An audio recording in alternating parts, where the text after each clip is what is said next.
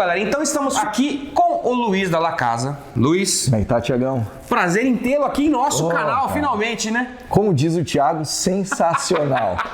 Vou pedir pro Luiz explicar um pouquinho do que é a La Casa, Luiz. Maravilha. O pessoal sempre ouve falar das cases e tudo mais, mas a La Casa não é só case. Inclusive, este ambiente que está aqui é o mais novo espaço da La Casa, que foi inaugurado recentemente, né? Exatamente. Nós temos tabacaria já há praticamente 7 anos. Né? Começamos pequenos com quiosque, abrimos loja, uma loja maior no shopping, e em janeiro desse ano abrimos esse espaço aqui no Vale dos Vinhedos, aqui no coração da Serra Gaúcha, junto a vinhos e uma infinidade de outros produtos, e com espaço para degustação, com espaço para realmente harmonizar o charuto, algumas bebidas, um cardápio que pode acompanhar muito bem esse momento. E estamos aí agora com essas 2 casas, né, com charutos, cachimbos, enfim, uma infinidade de produtos de tabacaria, e agora nesse novo endereço que vai perpetuar por muito tempo.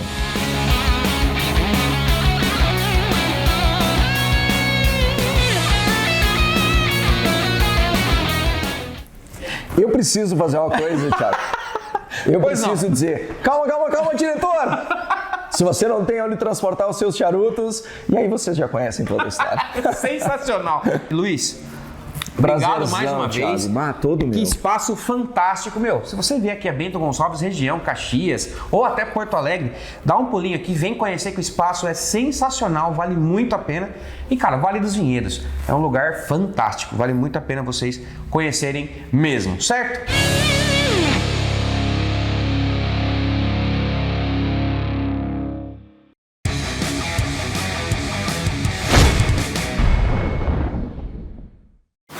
Senhoras e senhores, temos aqui a presença de Eric Newman. Preciso dizer mais nada, quem vai contar toda essa história é ele próprio. Então é uma honra. Eric, nice to meet you. To join us in this interview is for honor for us. Eu vou fazer a pergunta em português, vou arranhar no inglês, vamos ver se dá tudo certo. Only português, ok? Yellow crayon. The honor is for me and our family and our company and our 800 employees here at J.C. Newman Penza. We are thrilled to have you and Daniel and his staff and his customers from Brazil. By bringing Brazil to our factory in Nicaragua, we're very proud and very happy. Fantastic. It's honor for us. Bom, galera, eu tenho colas aqui porque, né, o inglês está em desenvolvimento ainda. Tenho certeza que muito em breve nós teremos aqui o inglês perfeito. Temos plateia, inclusive, daqui a pouco a gente interage com todo mundo que está aqui. Tem 150 pessoas dentro da sala. Mas vamos lá. Todos sabem qual vai ser a primeira pergunta que eu preciso fazer ao Eric, que é qual foi o primeiro charuto. E agora eu vou dar uma arranhada no inglês aqui. Se liga só. Eric, See, what's your first cigar? my first cigar was a Questere number 47. No, before that, it was worse. You want the real truth? I was 18 years old. I was in a fraternity, and they had Hell Week for the freshmen. They put us through different exercises to make sure that we were worthy. They were hazing us, and they put 20 of us in a closet, and they gave us all a King Edward Imperial cigar, small closet, and they say, don't come out of that closet till you smoke the whole cigar. If you smoke the whole cigar, you're good enough to be a member of Beta Theta Pi. And some people got sick. I did not get sick, but I did not feel too good after I smoked my first cigar. Not very glamorous, not very sexy, but it's the honest to God's truth. Fantastic. Do you like the first cigar? It's a very, many people like it, many people don't like it. You like the first cigar? Because I joined the fraternity. I made it. I qualified. I was a man. I was worthy. And very happy. And a little sick, too. That's fantastic. Agora eu vou perguntar para ele um pouco da história da J.C. Newman, que é uma história fantástica. Fomos recebidos com essa história que hoje todo mundo ficou super encantado, super empolgado em conhecer ainda mais tudo que o Eric disse sobre a marca. Uma marca, reconhecidíssima no mundo. Então agora vou arranhar o inglês aqui. Eric, I can't start this chat without asking about J.C. Newman's story. What like be third generation in the family at head of this successful brand? My grandfather was born in the only brick house in a little village in Hungary in 1875. This is the brick house. Yeah, exactly. When he came to America with his 4 brothers and 2 sisters, had to get a job, could speak English, became a cigar apprentice in 1890, went business for himself in 1895. At that time, there were 42,000 licensed cigar manufacturers in the United States, and we're the only one of those 42,000 that are still owned and operated by the founding family. It makes me very proud, very lucky, very happy. We've had our ups and downs. This is our 128th year in business. About 100 of those years have been challenge years. We've had some tough times, we've had some rough times, and we've had some good times. These are the good times, as evidenced by the fact that you all want to visit us in our company. This is my 51st year with our company. It makes me proud. I'm proud of our family heritage, and I'm proud to be in the cigar business. I could think of no other product made in this world where I can share with you or another person and bring smiles and happiness to their face. Like Santa Claus makes me very happy and very proud. I'm 3rd generation. There's a reason why family business don't go from 1 generation to 2nd generation and 3rd generation. I'm also fortunate to have a son, Drew, who has as much more passion about the business as I do. And my brother, Bobby, does. We're co-owners of our company. If he didn't have that passion, we would sell the company, and the end of the legacy of J.C. Newman would be gone forever. But 128 years in business, I pray to God that we'll be in business for another 128 years. Bom, e nós vemos, você citou o Drew assumindo agora, entrando agora para o negócio também, e ele é muito ativo nas redes sociais. Ele também já abraçou a marca. Conta um pouquinho pra gente. Drew had a passion since he was 6 years old. Wow. We went to a place, when he was 6 years old, we put him to zoo camp at Busch Gardens in Tampa. The last day they let the fathers and the children go in with their parents. He was 6 years old. We can go to a store in Busch Gardens, and that store happened to be selling cigars. I went in the store and I was very unhappy because they did not have any J.C. Newman cigars. And my son, 6 years old, saw how unhappy his father was, and he said, "Daddy, I have an idea." "What's your idea?" "Why don't you give a box of cigars if they'll buy a box?" I said, "What? Give them a box of cigars, they'll buy a box." 6 years old, always thinking about the business. When he was 8 years old, he told me he is J.C. Newman reincarnated. He didn't even know what reincarnated meant, but he loved the business. When he was 10 years old, I take him to the factory. We had some visitors, and they wanted a tour of our factory. And Drew says, "Daddy, I'll take him on a tour in Tampa." And he's gone for a half hour, an hour and a half. Where the heck did he go? Finally, he comes back 2 hours later. "Drew, I'm worried about you. Where did you go? You've been gone for 2 hours, giving these people a tour." I said, "Dad, I knew you'd be worried. I could actually give it a tour 3 hours, but I knew you'd be worried after 2 hours." You talk about social media.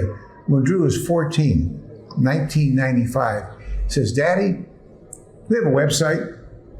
"What's a website?" "No, Dad, we have to have a website." "We don't have a website?" "I don't even know what a website was." "Daddy, we have to have a website." So when he was 14, he designed a website. It became cigarfamily.com. It was a joint venture between us and the Fuentes, and it was before Facebook came around. And people would get on the message board and talk to each other, and I really didn't understand it. But he had the passion then. Every time when he was 10 years old, took him down to the Dominican Republic. We go to Chateau de la Fuente, and I think some of y'all were there before we had a Cigar Family Project. He said, "I'll be good, just take me with you." So he's 10 years old. We go with my father, Carlos Fuente Jr., Carlos Fuente Sr. We're drinking beer and wine, and that's it. My little 10-year-old, I forgot. He doesn't drink beer and wine. He was sitting there just like a good boy. He was so happy to be there. And that trip, we go through the tobacco fields. "Daddy, I didn't realize tobacco was so beautiful. It's a plant. It's so beautiful." He had it in his gut. Whenever I came back from your office in the afternoon, we were having our dinner at 12 or when he was 13. He said, "Daddy, talk to anybody? What's happening on the business?" He always wanted to know what is going on in the business. Always had this passion. Goes to school, goes to college, becomes a lawyer. And when he went out of law school, he worked for the city of Washington as a legislative director for one of the commissioners that run the city of Washington. He's kind of a regulator. People would come to him about regulations and laws in the city of Washington. Then we had a lot of problems in the United States for the last 12 years in our industry with FDA. All of a sudden, he joins our company. I tell Drew, you came, and he deals with the FDA. I said, you come from the dark side to the good side. Welcome to our team. He's got a vision for our company, fourth generation. He's turned our company upside down, looks at the world like a lawyer. But we've turned ourselves, because of Drew, into a tourist attraction. In the United States, we have the Bourbon Trail. We go visit Scotch factories, beer distilleries. I went to Jack Daniel's plant. Now we've had 3 or 4 to 5 different renovations. We have over 10,000 visitors a year come through our factory.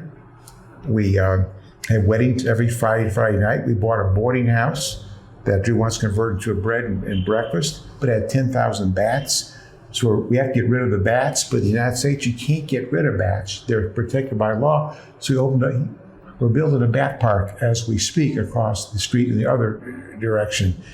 And we have a lot of roosters and chickens in Tampa, and they get hit by automobiles. So we have a chicken rescue. He wants to grow tobacco on our property. We have a tobacco barn. He has a vision. Our employees can't believe people actually want to pay money to see what they do every day. We say, we have 4 tours a day. Say, yeah, you're very important. He's changed the whole culture of the business. Every night we have something going on in our facility. That's not our main business. Our main business is we make 60,000 cigars a day. Our antique cigar machines, same machines my grandfather bought in 1930, they're still working. Drew wanted to bring hand making back to our factory. I told him that was a lousy idea.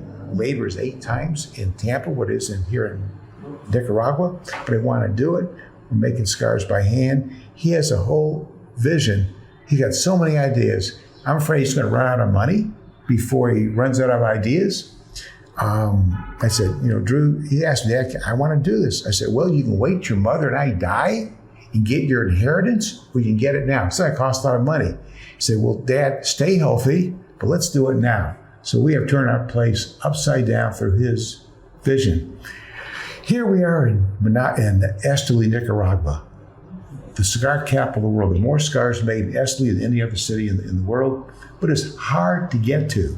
If you want to come to this factory, any of the factories in Nicaragua here, you have to fly to Miami, then take almost a 3-hour bus ride from Managua to Esteli. But now you come to our factory, learn all about cigars. You don't need a passport. That was his vision. If you build, they will come. And they are coming by droves, and I take my hat off to Drew. Kudos to him. Fantastic. Another story from Drew. I'll tell more stories. I'll tell you the name of the people. About 10 years ago, one of our big competitors bought a big cigar factory in Esteli.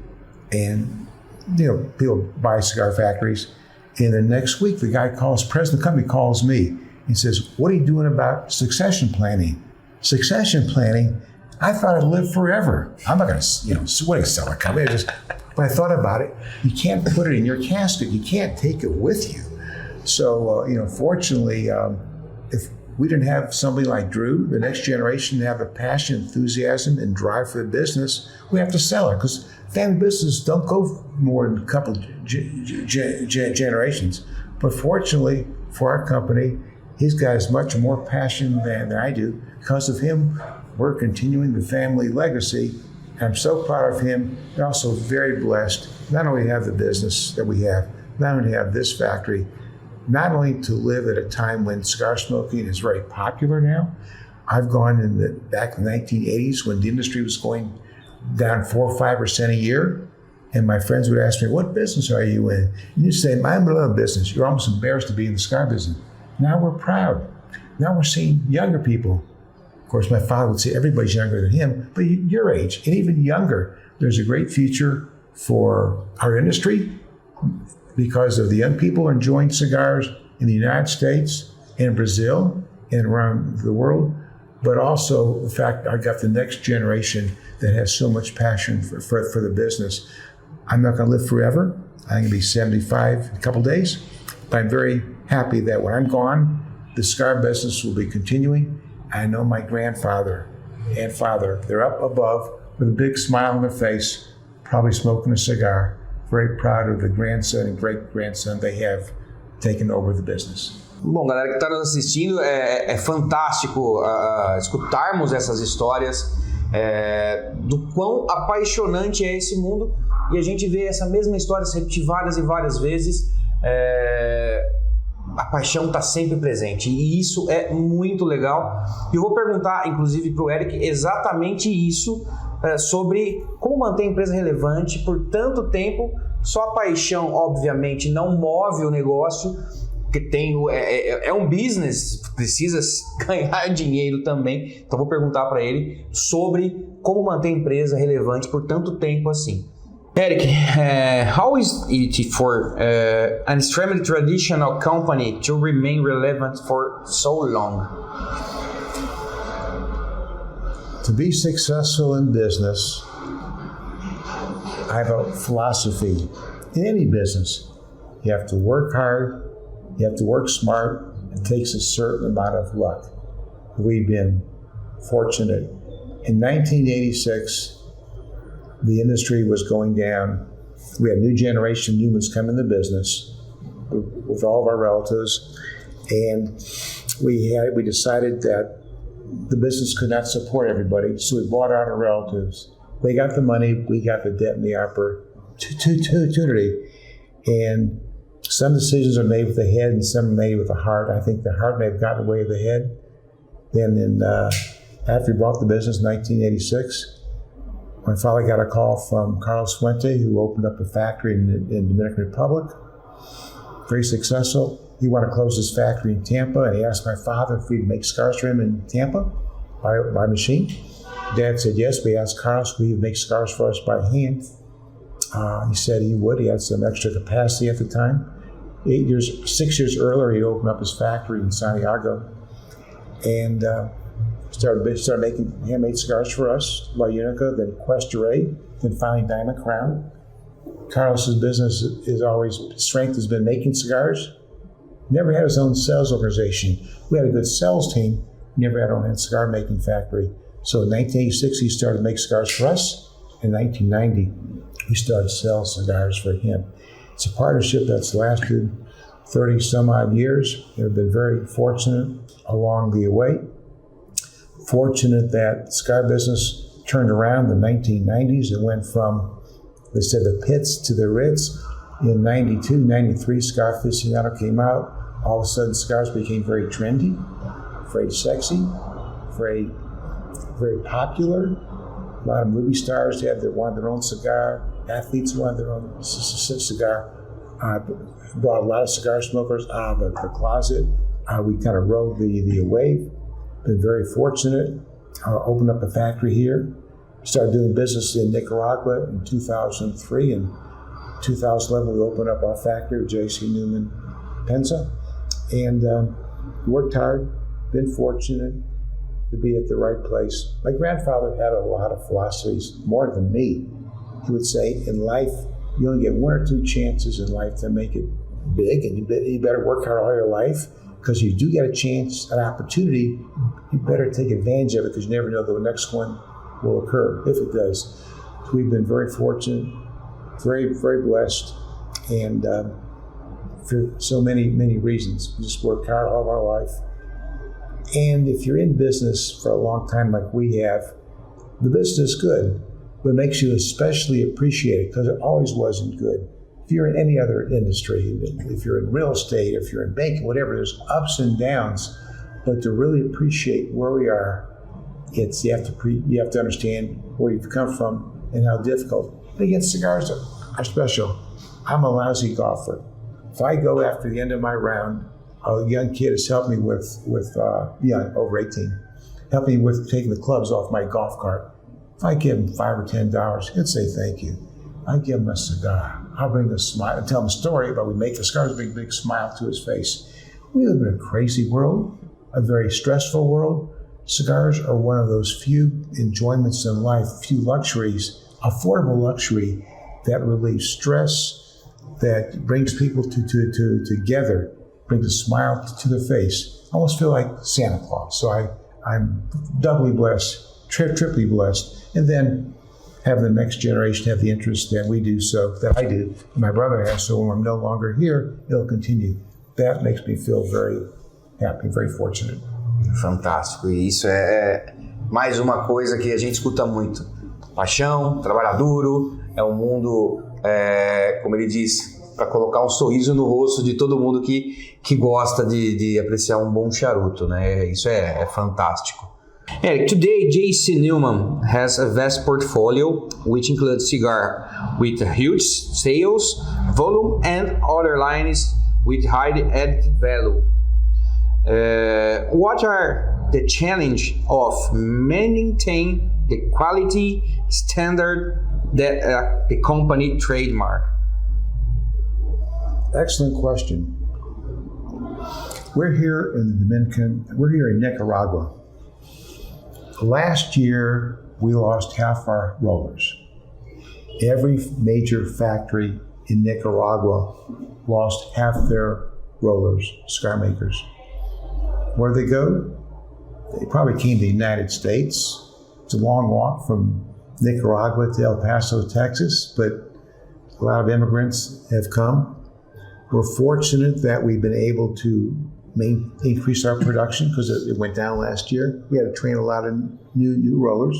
The demand is great, knock on wood, and we've increased our production. But every time I meet with the supervisors here, they're proud to be able to increase production like it used to be and more. I tell them, even more important than increasing production is maintain quality. We never want to sacrifice quality for getting the numbers, and it's really a challenge, because back in our long filler department, Fausto is very proud he's been increased production. He tells me how he's increasing production every month. I said, well, do not sacrifice quality. And when you're bringing on new people here, my biggest concern is the old timers, they get in the habit, but hopefully they have good habits. But bringing on new people, you got to train them right. And we never want to, again, sacrifice quality for quantity. That is my biggest concern. We work at it every day, and we don't take it for granted.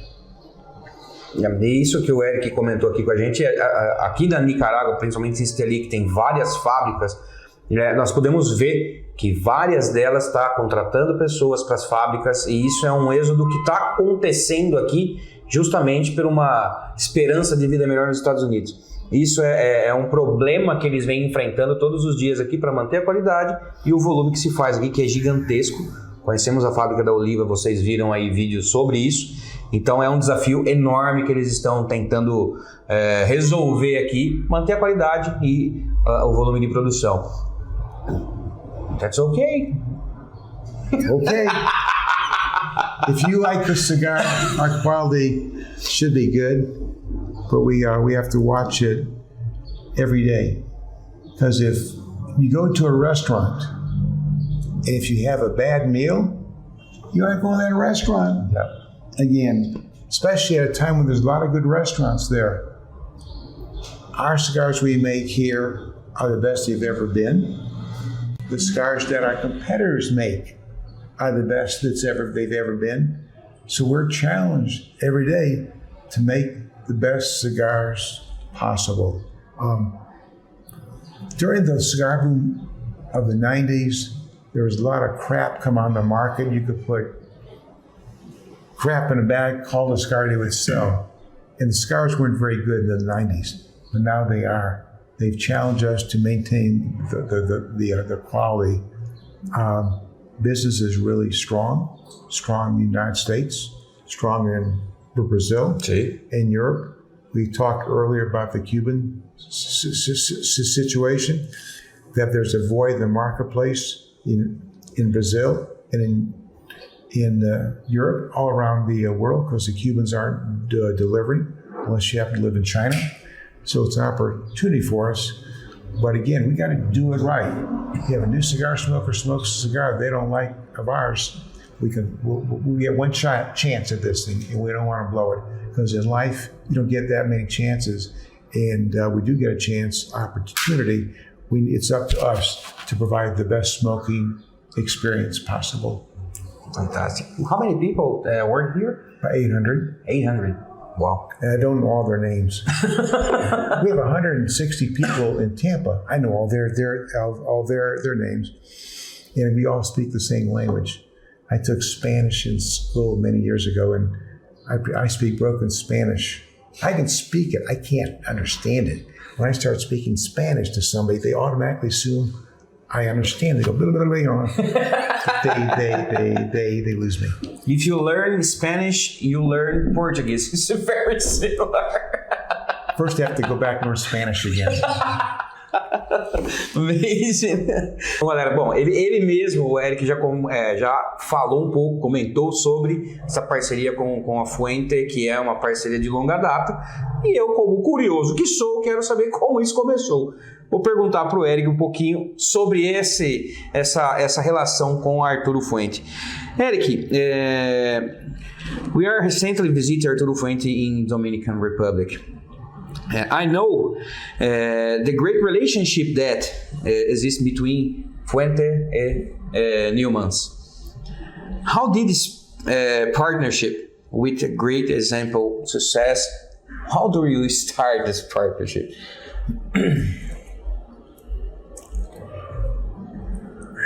Interesting. Well, a lot of stories. Make it short.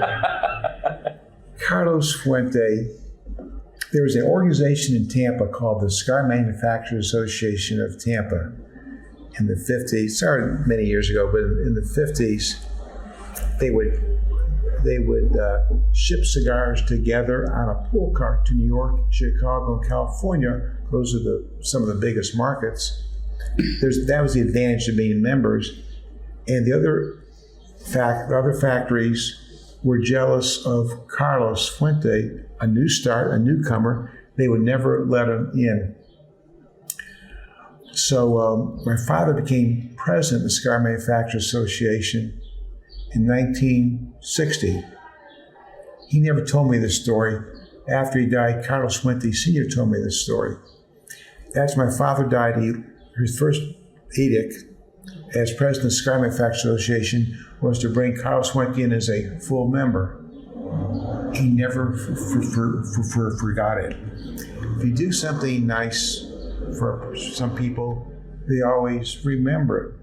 If you do something not nice or you screw them, they never even forget that either. My father was a gentleman. He would do things like what he did for Carlos and other people. Because we're both old Tampa families, that's why the relationship started. And again, and we got together at a time. He wanted to close his Tampa factory, and we needed a partner to make handmade cigars for us back in the 80s. And then we had a sales organization that needed more stuff to sell. So we started to distribute Fuente in 1990. This is before the cigar boom. Fuente was not a well-known brand, but we put our strengths together. We trust each other. We had an agreement. Basically, it's a handshake agreement. In fact, it's supposed to be a 5-year agreement. We just renegotiated it last year. I mean, it just went on and on and on. And when you run a business, you need to have things in place. But we trusted each other. We took care of each other. They've had ups and downs. And, talking about our business, ups and downs, Fuente has ups and downs too. Fuente is probably the most highly sought after cigar in the world, but it's not always been that way. They never forgot where they came from. Old Tampa family, and what a struggle it was. The other manufacturers wouldn't let them join the Cigar Manufacturers Association. All those other cigar manufacturers, they're all gone. Their brands are gone. But it's like the tortoise in the hare. Carlos Fuente stayed after it, and today they've been very successful. We've been successful, and I give Fuentes a lot of credit. They moved down to the Dominican Republic, which is not the easiest place 40 years ago anyway. And not so easy now. And there's a lot of other brand owners that have opened up the Dominican Republic and Nicaragua. I live in Tampa. Most of our competitors live in Miami. They would fly down to the factory on Monday, come back on Friday. But the Fuentes, they moved there. They moved into the kitchen. They're like the chef in the kitchen. They sleep in the kitchen.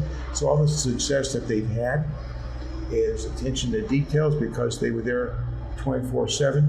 So all the success they've enjoyed, they earned it. And we are very proud to be partners with the Fuentes all these years. The only words I heard you say in Portuguese I understood was cigar family. Exactly, that's the point. But 2004, actually 2000, Carlos and I did something very, very special. We finished the cigar boom. We were traveling there where the chapter of Fuente is, one of the poorest areas of the Dominican Republic. We saw kids playing in the street.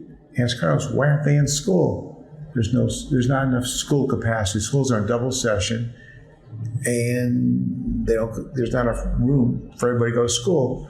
We did well during the first cigar boom. We said, let's build a wing on a school. So Carlos talked to another old fellow who had the largest humanitarian organization in the Dominican Republic. He said, you don't want to build a wing on a school with the government. You want to build your own school.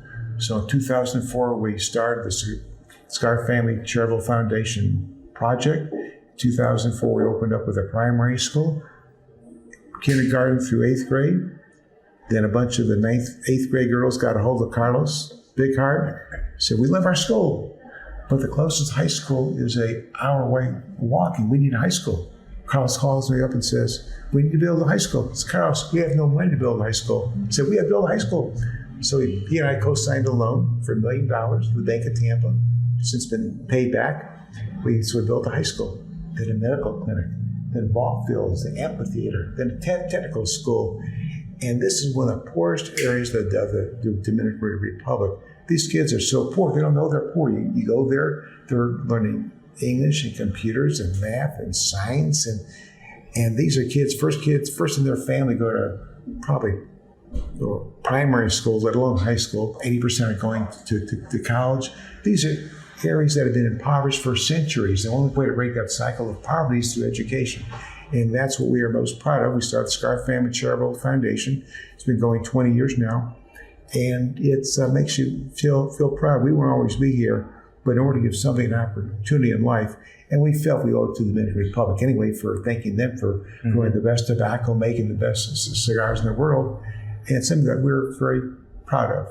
These graduates are coming back. Our medical director is one of our graduates.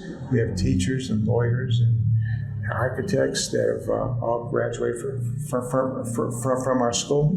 And I think, Carlos would say, Junior Carlito, it's not about the cigars, it's about the kids.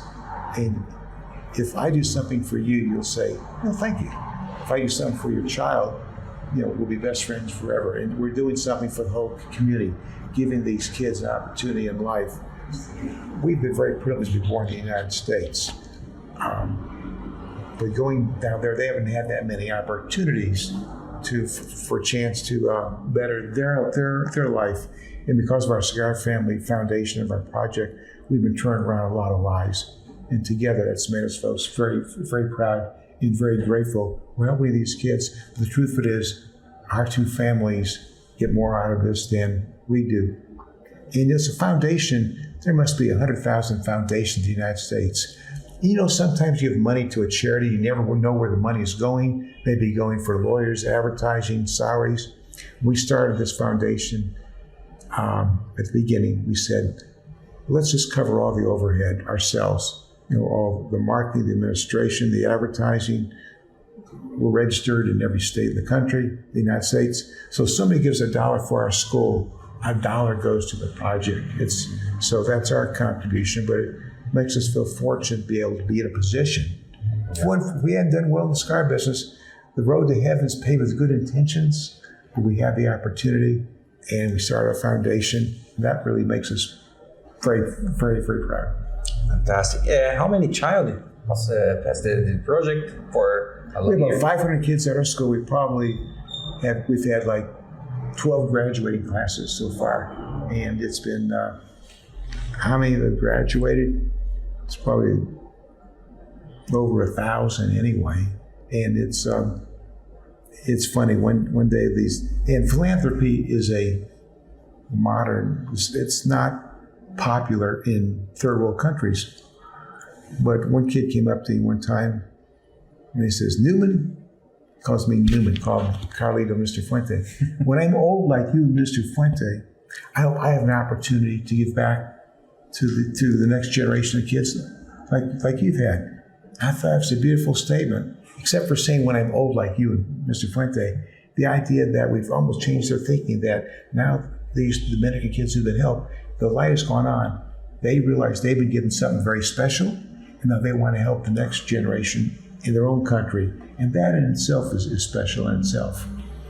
Fantástico. E olha, eu vou falar um negócio aqui. Para você que tiver um dia a oportunidade de conhecer esse projeto, é algo indescritível. O que essas duas famílias fizeram pelo lugar que está localizado ali, o Cigar Family, é algo absurdo, é muito emocionante de se ver. É fantástico, fantástico mesmo. Bom, acho que eu tenho mais uma pergunta e vou abrir para a plateia aqui, fazer perguntas também, colocar eles na fogueira. Just English, ok? Eric. Sim. What about the future? We'll have news from brands soon. Well, the future is with my son. He's got ideas. We came out with, he's making new brands at our factory in Tampa. First was the American cigar, which I thought was a lousy idea. He wanted to make a cigar before Trump said, make America great again. So I'll make a cigar with United States filler, binder, wrapper, American boxes, American bands, American molds, everything America. I said, okay, the first brand of cigars made in our factory we are in Tampa, 1910, was called the American. What an American cigar then? We use a wrapper from Claremont, Florida, sun-grown wrapper, Connecticut broadleaf binder. There's no filler grown in the United States. We got the Mennonites to grow filler for us. But even the boxes weren't made in America. It cost us $20 a piece to get them made in Miami. I said, I can get the same box made here in Esteli for $5. I said, no, Dad, you can't do it. So we have the American. We have a new brand called Angel Cuesta that we're making in our factory in Tampa, very limited per production. It's hard to make cigars in the United States. You come in our factory, everybody here in our factory, most cigar factories around the world, paid on a piecework basis. The more money you make, the more cigars you make, the more money you make. It's hard to make cigars in a boutique factory, especially in the United States. So we tell each roller, you just make between 80 and 100 cigars a day, and that's it. But we made a good rate of pay. Your incentive is to make the best cigars, not the most cigars. That's what we're doing in Tampa. And here we're experimenting with some new blends. In the Dominican Republic, we're working on a couple of projects with Carlos, and my son has all kind of ideas. So we got some new things on the horizon, but it's but we don't want to lose sight of what we're doing here, and we want to make more cigars, better cigars here, and never sacrifice quality for quantity. Fantástico. Sensacional.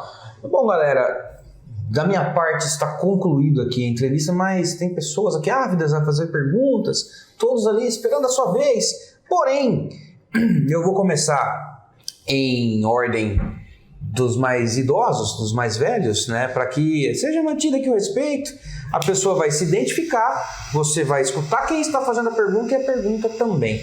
Vamos começar aqui com nossa ponta esquerda da mesa, Sr. César Adames. Seja bem-vindo ao canal da 019 mais uma vez. Qual a sua pergunta para o nosso querido Eric Newman? Obrigado pela oportunidade de estar aqui presente. Mr. Eric, I noticed that you produce a cigar for a pirate. Could you tell us a little bit about José Gaspar and Gasparilla Festival? Tampa has a festival like New Orleans has Mardi Gras. The businessmen, believe me, dressed up as pirates. Once a year, get on a pirate ship, we attack the city. We get the keys to the city, we ride a boat, have a big parade, give out beads, and it's a big spectacle for the whole town, the whole city of Tampa. So this year, my son's idea, we had a float in the parade. First time there had been a cigar company float in the parade. They wants to put a cigar maker, one of our cigar makers on the float. Said that's crazy. They want to make a special cigar. It's called Gasparilla, founded by Jose Gaspar, probably a fictitious pirate. So we came up with a cigar called Jose Gaspar. We make here, we only put out in February, and it once a year. It's for a special occasion. That's the Jose Gaspar cigar. Está respondido, meu querido César Adames. Fantástico, fantástico. Thanks, Eric. Cesar is Thank you, Caesar. Is a legend in the Brazilian market. I know Caesar for a long time. He reminded me, he and I met about like 25 years ago at a trade show in the United States. He knew my parents, our family, talked about old conventions, old trade shows. There's not many people around. You go look at a cigar aficionado, most of those brands came out since the cigar boom or during the cigar boom. Only old people remember brands before then. That's how old I am. That's how old Caesar is. And we're still here to tell stories. Vocês entenderam um pouquinho aí, né? Mas obrigado, César. Quem mais tem perguntinhas? Marlos não? Estamos indo por idade, então agora o próximo é o Lelo, nosso querido Lelo da Tabacaria Lenate de São Paulo. Vamos lá, Lelo, qual a sua pergunta, meu querido? First, it's a great pleasure to meet you, to know you. It's an honor to be here with you, Eric. No, we're very kind. Thank you. Very kind. Thank you. But you're the customer. We make the cigars. If it wasn't for you, we wouldn't be here. And the rest of your folks here. So we're doubly honored. Thank you. And while we were having lunch, you were smoking 2 cigars. And I thought, wow, that's nice. Eric smoking 2 cigars. And it was Perla de Mar and Brick House. Yes. So what were your impressions about smoking those together, and which one you prefer? So I'm just translate Please. for the camera. O Lelo perguntou durante o almoço aqui, a gente estava almoçando e o Eric acendeu 2 charutos, um Brick House e um Perla Shade. E aí o Lelo perguntou o motivo e qual ele gosta mais. Vamos ver qual vai ser a resposta. I never smoke 2 cigars at the same time. I may smoke 1 or 2 cigars a week because I have to have an hour at a time where I just enjoy it, or at a cigar lounge, or at a golf course. But we make a lot of cigars, a lot of shapes, a lot of sizes. I was smoking a Brick House, double Connecticut, had a shade wrapper, Connecticut broadleaf binder, double Connecticut, all smoking a Perla Del Mar. This is Ecuador shade tobacco with a Nicaragua binder. And I'm getting ready to, we sponsor cigar festivals, and they want so many cigars of a certain shape. And I haven't smoked all of our cigars recently, and so I have a chance to smoke 2 cigars at once. What cigar do I think would be more pleasant for the average cigar smoker? A longtime cigar smoker wants a stronger, heavier cigar. A newer cigar smoker wants something maybe not mild, but with flavor. And I smoked the one I like them both, but this Perla Del Mar Connecticut shade cigar, it's Ecuador, it's a Connecticut shade grown in Ecuador, was really smooth. The Brick House had a little more oomph to it. So I was thinking to myself, a new cigar smoker, does he want to have a cigar with a little more oomph or a little more suave, a little more smooth? So I picked the one that was smooth, the Perla Del Mar shade, which I know are sold a lot in Brazil. Thank you, Daniel. Thank you to your retailers. They have good taste too, so they enjoy our Perla Del Mar too. So that was that's what I was doing. Sensacional. Agora é hora de fazer o pedido. Agora sente e faz o pedidinho. Temos o produtor, o importador e o lojista aqui presentes na sala, tá super legal. E o vendedor. E sou eu. E o consumidor final. E o consumidor final, exatamente. E nos encaixamos nessa função, né, Marcos? Exatamente. If you ask Carlos Fuente what his favorite cigar is, he has the best line of all. Did he ever tell you what his answer was? Sim. How can I pick among all my children? You can't. But you asked a question, so I gave you an answer. My answer. Fantástico. E para encerrar, temos aqui também aí, o mais novinho aqui da turma, senhor Roberto Misturini. O senhor tem alguma pergunta, senhor Roberto? Na verdade, eu vou fazer uma colocação em português, depois eu quero que o Daniel faça as honras. Na verdade, eu fiquei muito impressionado que tudo que a gente viu aqui nessa fábrica, na J.C. Newman, é pautado por datas. São datas muito marcadas. Então, que é uma fábrica que tem uma história com datas muito marcadas. E eu entendi muito que o Eric é uma pessoa muito emotiva, muito sanguínea no seu trabalho. Eu queria que ele definisse, em uma palavra só, a J.C. Newman e ele. 2 words that start with the letter P. Passion and pride. Passion and pride. Why?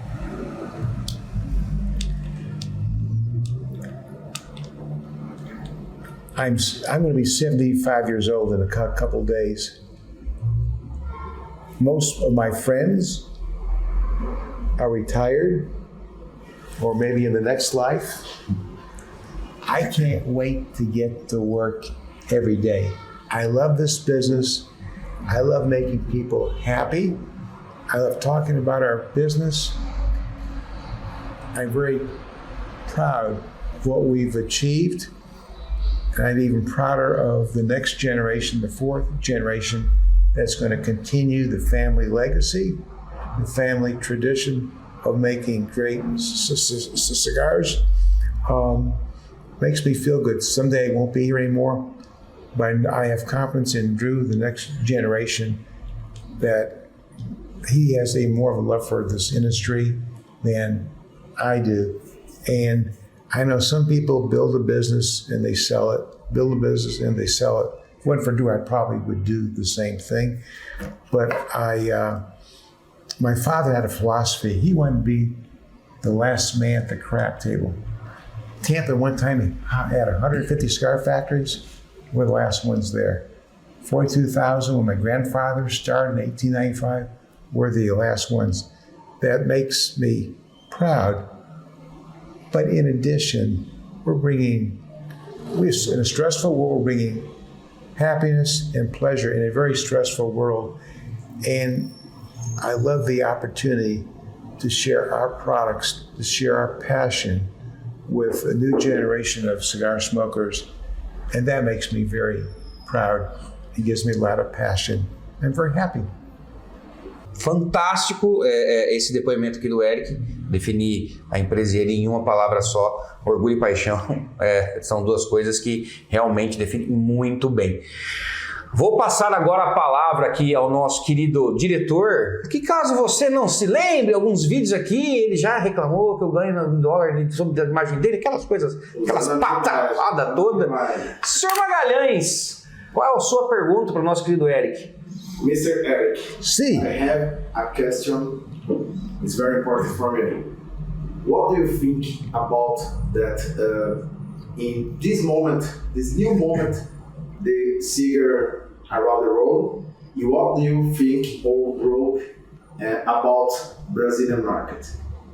The Brazil market, thanks to Daniel and you all and his friends, I'll tell you a funny story. Our business is growing.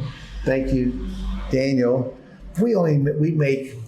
Last year we make 90,000 cigars a day, but only 23, last year we were making 18,000 long filler. Now we're up to 23,000 a day long filler. And last year, Daniel sent us a big order for Puerto del Mar. We just changed the blend. We changed the press, changed the packaging. We want to introduce it to the United States market. We got all these orders from the trade show we needed to ship. And this guy sends a huge order for Puerto del Mar. He doesn't need all these Puerto del Mar. Yes, he does. He doesn't. And we had a big discussion. I assume when you buy cigars from us, you don't just put them in your warehouse, because I don't see them after they leave our place to your place. But I'm really thrilled to be in Brazil. It's a growing market. But also, as an aside, we have a special connection to Brazil. Our Brickhouse is our #1 selling long filler cigar. And we have Double Connecticut from Ecuador wrapper. We have Ecuador Vaniseed for our Brickhouse Classic. But our biggest selling cigar, and we only have three sizes, but it sells more than anything else, is our Brickhouse Maduro. Why? Because we've gone to Brazil. We used a wrapper from Arapiraca, which not many people do. It comes from Brazil. I did some research. It's grown in a small town in the state of Alagoas. Anyway, we gave cigars out to today, but no bands. I want all the guests to smoke it. Why they like that cigar so much? Because it's the tobacco you brought to us. People talk about Cuban wrapper or other tobacco. I think the best wrapper comes from Brazil. This Arapiraca wrapper makes me very proud to show you what we're doing with your tobacco. And it's a special connection, not only from the Brazilian market of what we supply you, but with what Brazil supplies us. It's a great partnership. I think that is very special. Nice. Thank you very much. Thank you. Yes. What do you think? What do you wrote about the new moment from the cigars market around the world? I think the market is continuing to grow. We see younger people. 90% of the cigars we make here in the United States goes to the United States market, big market. Everybody wants to sell in Brazil. Everybody wants to sell in Europe. I mean, it's kind of cool. I have cigar sales in Europe. But up until very recently, it was very difficult. You go in Brazil, up until recently, 80% of the market was probably Cuba. 20% was for the rest of us. Everybody here in Nicaragua, same thing in Europe. Now all of a sudden, Cuba's made some strategic decisions to really increase their prices a lot. give most of their production to China, who's the owner of the brand. It's opened up opportunities like we never dreamed of. We never dreamed we could sell so many cigars in Brazil, so many cigars in Europe, for instance. We know the American market. We don't know the Brazilian market that well. We don't know the European market that well. I remember when only 20% of the market in Europe was for non-Cubans. Now it's 80% of the market. I think that's when a cigar customer in Brazil or in Europe can't get their Cuban cigar or doesn't want to pay this enormous price, they'll try something else. And unlike 25 years ago, the cigars that we're making today, the cigars that our competitors are making, have never been better. And once you go to a restaurant, you have a good meal, you'll probably go back to that restaurant. So we're the chefs, and I think that thanks to the Chinese folks that made a decision to redirect their Cuban cigars they own made to China, it's given us the opportunity in Brazil and in Europe and other places around the world, and that we never dreamed it would happen. We're very pleased. If we didn't have our own factory, we couldn't take advantage of this. When Daniel gave us this big order last year for Pearl Del Mar, I said, we need it for the American market, but we also realized there's an opportunity, maybe once in a lifetime opportunity, to go to Brazil and other places. So because we had our own factory, we make our own decisions. And if we didn't have our own factory, we had to buy from other factories, it'd be more difficult. But we can really control our own destiny. So when an opportunity like this does come around, we're able to take advantage of it. So I think we are, only because we have great partners, starting with Daniel, his staff, his retailers that are here. It's a pain in the butt to get to Esteli, but they in Esteli, this little town, the only warehouse in the world. It's a cigar country, tobacco country, and we're glad they were able to experience it firsthand. Bom, e agora o nosso querido Daniel da Reality Cigar, que está proporcionando tudo isso daqui pra gente aqui na Nicarágua. Daniel, sua pergunta para o nosso querido Eric. Eric, first of all, thank you very much for opening the doors of your house here in Nicaragua, your company. It is a unique experience, and we were very glad to be here and be hosted by you, especially. Make us very happy. Thank you. Nuestra casa es su casa. Oh, yeah! How do you say that in Portuguese? Nossa casa é sua casa.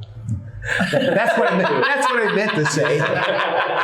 Más o menos. Thank you very much. And regarding the question, I would like you to talk a little bit of El Reloj factory. I think I didn't visit too many factories, but by seeing by picture, I think it's one of the most charming factories that I've ever seen with the El Reloj. And what are you guys producing there? In addition to the American and Angel Cuesta handmade cigars, we come to our factory, it's like walking back in time. In addition to making cigars by hand the same way my grandfather made them 128 years ago, we're making cigars on antique cigar machines my grandfather bought in the 1930s as a labor-saving device. There's nothing made in the United States anymore that's made on the same machine that was made 90 years ago because there's been technology, computers, modernization. These are the same machines. It's like people are amazed by these old machines. And it is quite interesting. The brand that we use, my father started this business in 1934. He died in 2006. Worked the day he died. When he was 90, died in my office, had a heart attack. But in early 2003, he said, he was like 87, says, I want to make a cheap bundle of cigars that would sell everywhere. That was his vision when he was 87 years old on these old machines. He said, that's fine, Dad. It's your project. And I want to name it. Dad, it's your project. You can name it whatever you want. Okay. I want to call it a brand called Factory Throwouts. I said, Dad, that is the most god-awful name for a cigar. Truth of it is, it's Ecuador Havana seed wrapper. It's the same wrapper, outside leaf, that's on the $10 handmade cigars. But when tobacco is grown for a $10 handmade cigar, you have to have a clean wrapper. If it's got a mark or a scar, it's not real clean. The growers have to find a home for it. And so that's the wrapper. And we have a blemish on the wrapper. It has no effect on the taste. It doesn't look quite as pretty. We're able to buy that tobacco for a lot less money and pass savings on to the consumer. But I hate the word factory throwout. I mean, nobody would ever. So what are you smoking? You know, Brick House, Pearl Del Mar, Diamond Crown, Quorum, factory throwout. That's an old man's cigar. But there are only 2 cigars in this world. Only 2. Those that sell and those that don't. We sell about 12 million a year. So, Dad, you were right. Awful name, but you were right. And so you asked me what brand is there. I'm almost embarrassed. I give tours the fact to tell them that's what you make. But it's so awful name. It's kind of cool. So I guess Dad must have been right. Definitely. Thank you very much. Thank you. Sensacional, como nós sempre dizemos aqui nos vídeos. Acho que não poderíamos terminar de forma mais agradável essa entrevista aqui com o Eric. Depois de todo esse passeio, de todo esse conhecimento que nós pudemos absorver hoje, conhecer a J.C. Newman, foi uma experiência muito legal, uma experiência ímpar. Sabemos que o processo variavelmente é o mesmo ou invariavelmente é o mesmo, mas cada um com a sua peculiaridade. Isso é muito legal de conhecer de perto e acompanhar essas visitas que estamos fazendo aqui em Estelí, na Nicarágua. É algo muito legal, é um sonho, the dreams come true, literalmente. Eric, thank you very, very much to join us in the interview. Send a message to Brazilian people, Brazilian fans. It's been an honor to meet your countrymen here today. Glad you enjoy our Brick House, Pearl Del Mar, Quorum, and Diamond Crown. And one day, I hope you'll come visit El Reloj, visit us in Tampa. We're not just making handmade cigars. We're not just making cigars, antique cigar machines. It is a true experience. We turn ourselves to the premier cigar destination, if not the world, in the United States. It is a really special place. It's called El Reloj because when the factory was built, a lot of factories had nicknames. In 1910, people didn't have clocks or watches. They get up by the hourly sound of a big clock. Yeah. It's the only weight-driven clock in Florida, and it still works. In fact, if you talk to an old-timer, older than I am, you say you're going to visit El Reloj, they'll know where you're going to see, because that was the icon of the whole community. And if nothing else, knowing that behind our brands, Brick House, Quorum, Diamond Crown, Pearl, there's enormous amount of passion and pride, and that's what you experience when you smoke one of our cigars. You come here to Nicaragua and see it made, or you can actually come to Tampa, Florida. A lot easier to get to Tampa than it is to go from Managua 3 hours to Estelí, and we'd love to show you around and show you what made Tampa the fine cigar capital of the world in the 1930s, while still to this day alive and well. We've become a tourist attraction. We'd love to show you, help you walk back in time. Half the people that come in our factory, tourists, are not cigar smokers. They just want to see the way it used to be. We get right up after right up after right up. It is a very unique, special area. One quick story. We renovated in our factory. In the basement, we had a lot of junk. And we had a closet door that was nailed shut for 60 years. We never saw it because they had so much junk in front. We got a crowbar, we opened it up, and I saw some stairs. Where'd the stairs go? I don't know. Sent one of our mechanics upstairs, said, you get to the top. And when you start knocking, see where it goes. I went up to the next floor, and he walked all the way up to the top of the stairs, started knocking. It was underneath our copier in our next room, next to our conference room. And we found out that in the 1930s, there was the mafia in Tampa. Every factory got robbed because all their employees were paid in cash. No checks, no direct deposits. People that owned the factory, the Regensburg family in 1930, this is the general manager's office. When he heard there was commotion up front, he'd take his money, open up a trap door, which we discovered, go down the stairs, hide in its vault in the basement until the mafia left. And so we opened up this trap door, and that was part of our museum, part of our tour. And it's really special. There's so many stories in our factory that we've discovered along this renovation, but it's really an interesting place to visit. It is like walking back in time. And again, it's a lot easier to get to Tampa sometimes than going from Managua to Esley. So come see us in Tampa. We will. You're always welcome. Fantástico, fantástico. Bom, galera, para você que nos acompanhou até aqui, se você ainda não deixou seu like, agora é a hora. E claro, vou pedir para nossa plateia aqui uma salva de palmas para o nosso querido Eric por proporcionar essa entrevista sensacional para a gente. Eric, one more time, thank you very much. Gracias. In Italy, say grazie. Obrigado.